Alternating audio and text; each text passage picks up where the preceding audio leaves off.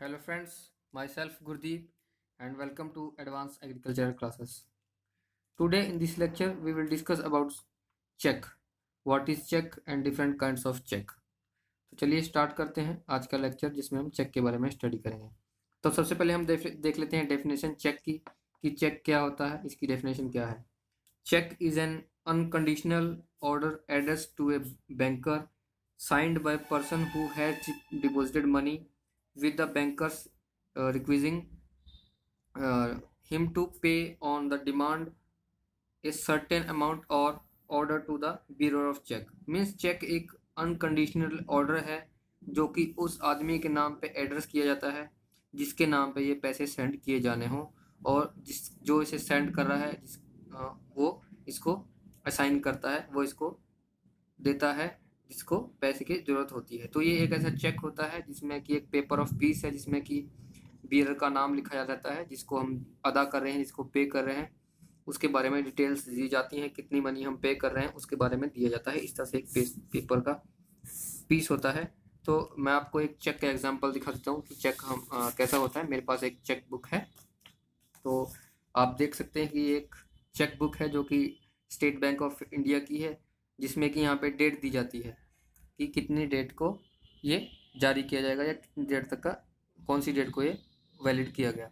और ये वैलिड होता है 3 मंथ तक के लिए। जब से डेट यहाँ डाली जाती है उसके 3 मंथ के बाद तक वैलिड होता है, उसके बाद इनवैलिड हो जाता है।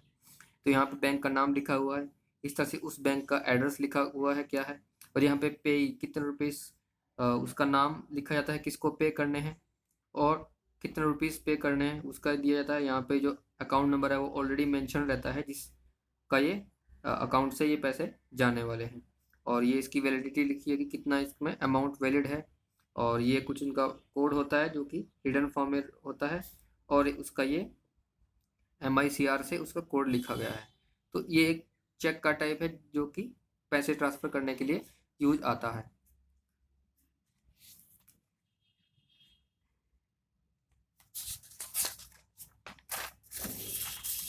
आई होप कि आप चेक के बारे में समझ गए होंगे, चेक क्या होता है, कितनी तरह का होता है। अब हम उसके बारे में देखते हैं। तो what are the different kinds of cheques we are dealing with. तो चेक कितने तरह के होते हैं। चेक बेसिकली 10 तरह के डिफाइन किए गए हैं। हम एक एक करके सबके बारे में देखेंगे। पहले हम एक एक का नाम देख लेते हैं। पहला होता है bearer cheque, order cheque, cross cheque, uncross cheque, post dated cheque, stale cheque, mutilated cheque, gift cheque, travellers cheque and bankers cheque. तो इन सब के बारे में 10 तरह के जो डिफाइन किए गए हैं, इन सब के बारे में हम एक एक करके चलिए देखते हैं। तो चलिए देखते हैं इनके बारे में आगे क्या इनके बारे में डिटेल्स हैं। तो सबसे पहले हमारा है बियरर चेक। तो ये सबसे बेसिक होता है जो बियरर चेक है। जैसे कि मैंने आपको अभी एक एग्जांपल दिखाया कि चेक के बारे में, जैसे ही हम फिर से देखते हैं एक बार। जैसे यहाँ पे लिखा हुआ है द ऑर्डर और ऑर्डर, तो ये ऑर्डर तरह का चेक है, लेकिन इस तरह से एक बियरर चेक होता है जिसमें यहाँ पे बियरर लिखा रहेगा। तो बियरर चेक में यही डिफरेंस है ऑर्डर से कि इसमें सिर्फ यहाँ पे बियरर लिखा रहेगा और इसमें और कोई भी डिफरेंस नहीं, बाकी सब सेम होता है। तो जो बियरर चेक है उसमें सबसे पहले क्या यूज करते हैं कि used for the cash transaction. तो कैश ट्रांजेक्शन के लिए यूज होता है, तो आपको पता चली गया है। और इसका क्या सबसे बड़ा इसकी डिसएडवांटेज है कि रिस्की होता है। रिस्की कैसे होता है, अगर ये खो जाता है, इसमें लिखा हुआ बियरर चेक मीन्स कि जो इसको बियर कर रहा है, जिसके पास है, तो वही इसका मालिक है। सपोज आपके पास कोई चेक है और आप बियरर चेक है, अगर आपसे वो खो जाता है और खोने के बाद अगर किसी इंसान दूसरे को मिल जाता है, तो जो बियरर होगा वो उसकी जो अमाउंट होगा वो उसको दे दी जाएगी। उसको नहीं पूछा जाएगा कि आपका चेक कहाँ से आया या किसके नाम पे है, वो जो भी फाउंडर होगा उसका ही वो चेक हो जाएगा। इसमें इसकी डिसएडवांटेज होती थी कि अगर ये चेक खो गया तो इसको आप जिसका है उसी को दे दिया जाएगा। ऐसा नहीं कि उसको पूछा जाएगा कि आपको कहाँ से मिला, आप किसको देना है, नहीं, उसको डायरेक्टली जो उस पर अमाउंट लिखा हुआ उसको पे कर दिया जाएगा। और नेक्स्ट तरह का जो चेक है वो है ऑर्डर चेक। तो ऑर्डर चेक कैसा होता है, जो अभी मैंने आपको फिर से दिखाता हूँ एक बार। ऑर्डर चेक है, इसमें ऑर्डर लिखा रहेगा ऑर्डर, या अगर बियरर चेक है तो बियरर चेक को क्रॉस किया रहेगा। अगर सपोज ये बियरर चेक है तो ऐसे अगर बियरर लिखा रहेगा तो इस पे ऐसे क्रॉस कर दिया जाएगा, या फिर इसको भी हम ऑर्डर चेक मानते हैं, या फिर ऑर्डर लिखा रहेगा।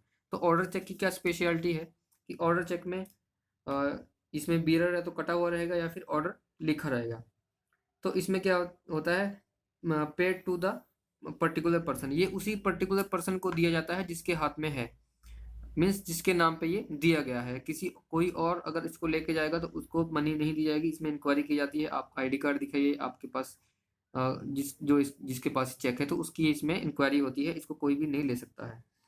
ये चेक ट्रांसफॉर्म भी किया जा सकता है। ऐसा नहीं कि अगर हम बोलें कि अगर ये ऑर्डर चेक है तो जिसको है उसी को दिया जाएगा। अगर हम इसको बियरर अगर किसी को देना भी चाहे तो वो दे सकता है, लेकिन उसको क्या होता है, उसके रिवर्स साइड में कुछ साइन वगैरह करने का कुछ प्रोसीजर रहता है, तो उसके थ्रू साइन करके कि मैं उसको उसको ट्रांसफर कर रहा हूँ, तो इसको ट्रांसफॉर्म भी किया जा सकता है। इस तरह से ये जो ऑर्डर चेक होता है।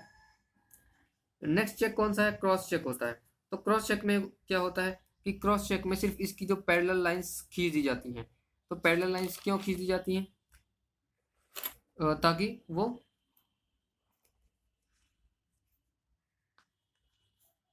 इस तरह से चेक है तो इसमें क्रॉस ऐसे पैरेलल लाइन खींच दी जाती है। तो इस चेक का मतलब होता है कि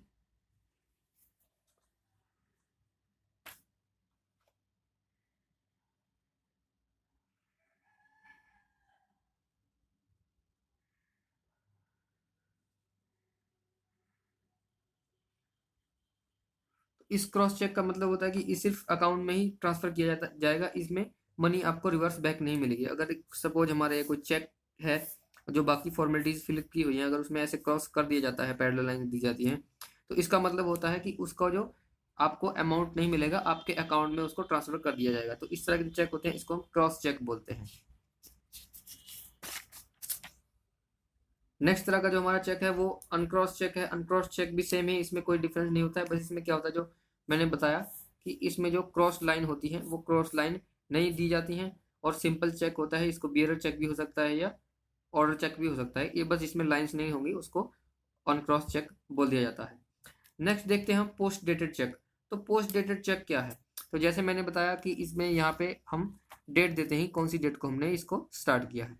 तो अगर हम इसको सपोज कि आज जो भी डेट है, आज 17/2 और 17 है, तो अगर हम इसमें डेट दे देते हैं 22 और 17, तो मीन्स कि ये 20 को ही जाके स्टार्ट होगा, उससे पहले ये स्टार्ट नहीं होगा।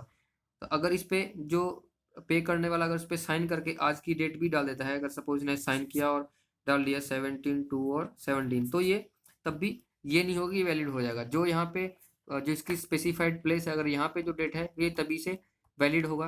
अगर सिग्नेचर करने के बाद से कुछ डेट आज की डाल दी या बैक डेट डाल दी तो उससे इफेक्ट नहीं पड़ता है, ये सेम वही वैल्यू रहेगी इसकी। ये जो भी वैल्यू है डेट की वो यहाँ वाली की रहती है, कि मीन्स यहाँ पे जो डेट है वहीं से ये वैलिड होगा। तो इस पर भी कभी कोई क्वेश्चन पूछ देते हैं कि अगर कोई पोस्ट डेटेड चेक है उस पर हमने सिग्नेचर जो बैक डेट की है तो क्या कब से वो वैलिड रहेगा।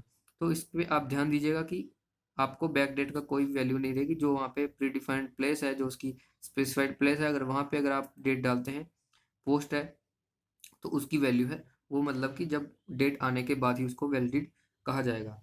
तो डेट येट टू कम, उसमें डेट नहीं आ रही होती है अभी। ऑर्डर आफ्टर डेट कम, तो जब डेट आ जाती है उसके बाद ही इसको ऑर्डर दिया जाता है। Sign date non valid for here, तो सिग्नेचर वाली डेट जो वैलिड नहीं होती है। तो सेकंड नेक्स्ट अपना नंबर 6 चेक कौन सा है, स्टेल चेक है। तो सपोज हमने ये डेट डाल दी, 3 मंथ हो गए, सपोज हमने ये दिसंबर की डाली थी या नवंबर की डेट थी, अभी फेब चल रहा है, तो जो 3 मंथ का टाइम चला गया है, तो जो एक्सपायर्ड हो गया है, इनवैलिड हो गया है चेक, उसको हम एक्सपायर्ड चेक या फिर स्टेल चेक भी बोलते हैं।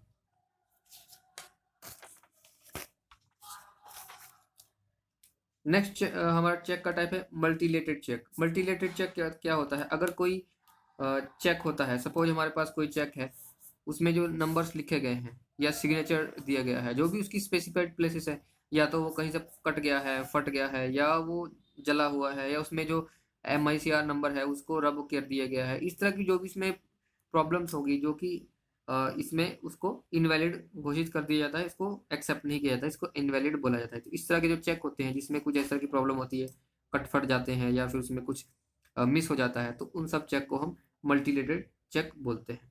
नेक्स्ट जो चेक है हमारा वो है गिफ्ट चेक। तो गिफ्ट चेक कौन सा तरह का होता है, जिसमें कि कुछ डेकोरेटिव फॉर्म में होता है। आपने देखा होगा कभी कभी किसी मूवीज में कि जैसे अवार्ड दिए जाते हैं किसी को, कि अवार्ड मिलता है 10 लाख रुपीज दिया गया है, तो 10 लाख रुपीज का वो बड़ा सा आपने चेक देखा होगा, इस तरह बहुत बड़ा सा चेक देते हैं। तो वो उस तरह के जो चेक होते हैं उनको गिफ्ट चेक बोलते हैं, कि वो स्पेशली बनाए जाते हैं और जिनको बनाने के लिए एक्स्ट्रा चार्ज लिया जाता है। तो एक्स्ट्रा चार्ज लगता है इनमें, उनको डेकोरेटिव फॉर्म में होते हैं, वो सेम ऐसे ही नहीं होते हैं जैसे आपको दिखाया गया है, वैसे नहीं होते हैं, वो कुछ डेकोरेटिव फॉर्म में होते हैं, कुछ अलग फॉर्म में होते हैं।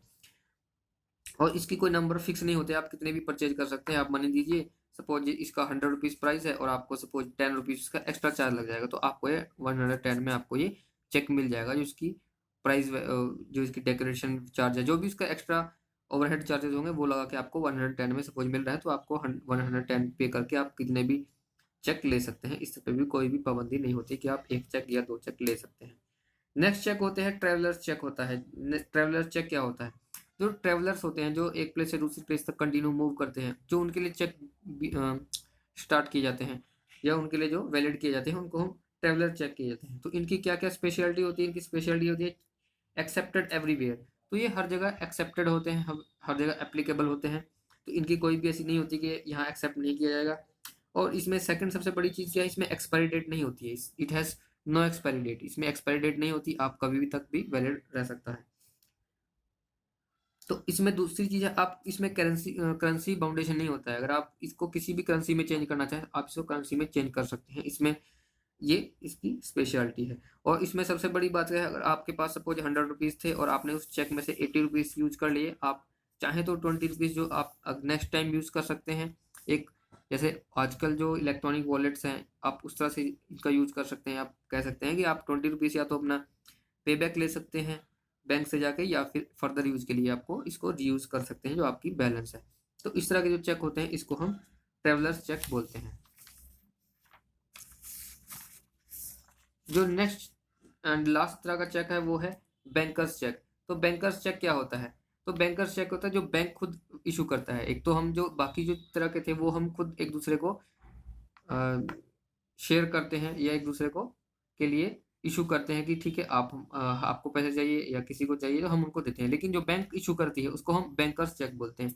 तो बैंकर्स चेक क्या होता है? ये बैंक इशू करती है और इसकी वैलिडिटी भी 3 मंथ ही होती है। लेकिन इसमें क्या होता है कि अगर सपोज आपका, क्योंकि ये जो बैंक होता है इसको फिजिकली मूव होना होता है, या इसको अगर कहीं ऑफिशियल रूप से अगर अटक जाता है, सपोज आपका कहीं पे चेक में कोई प्रॉब्लम हो गई आप तक पहुंचने में, सपोज आपको 120 दिन लग गए, तो आपके 2 मंथ चले गए, या फिर आपके और भी 3 मंथ से ज़्यादा हो गए।